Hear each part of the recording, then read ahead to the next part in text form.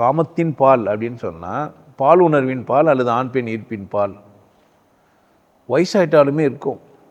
நீங்கள் நிறைய பார்க்கலாம். எனக்கு அது ரொம்ப பிடிக்கும். அந்த ஜோடிகளை பார்க்குறது உங்களுக்கு சந்தோஷமாக இருக்கும்.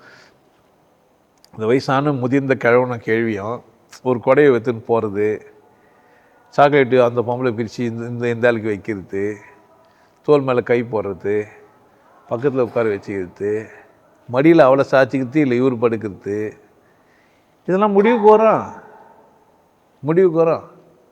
வரும்னு நினைக்கிறீங்க? இப்படி வாழ்ந்தால் 2 பேரும் ஒன்றா சேர்த்துருவாங்க. ஒருவருக்கு ஒருவர் அந்த மாதிரி வாழ்ந்தாங்கன்னா பரஸ்பரம் வாழ்ந்தால் எப்படி தான் ஆவாங்க? 2 பேரும் ஒன்றா தான் செத்துருவாங்க. உசுர் என்னோட இருக்கையிலே நீ மண்ணோடு போவது எங்கே? ஆனால் அப்படி இல்லை.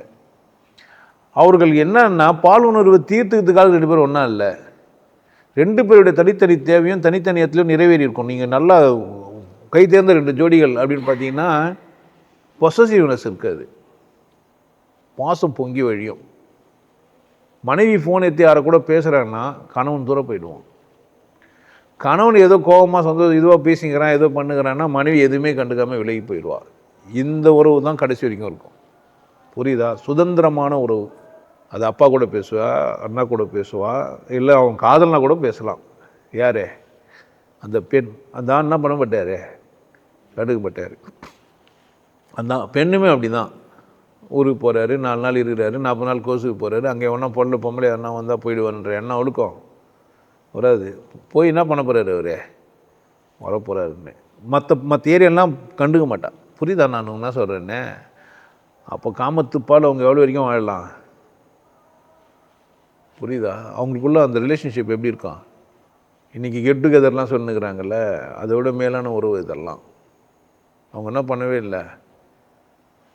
அந்த காலத்து கேள்வி சொல்லுவான். அவனா மேட்டுத்தருக்கு போயிட்டு வந்துருப்பாருன்னுவான்.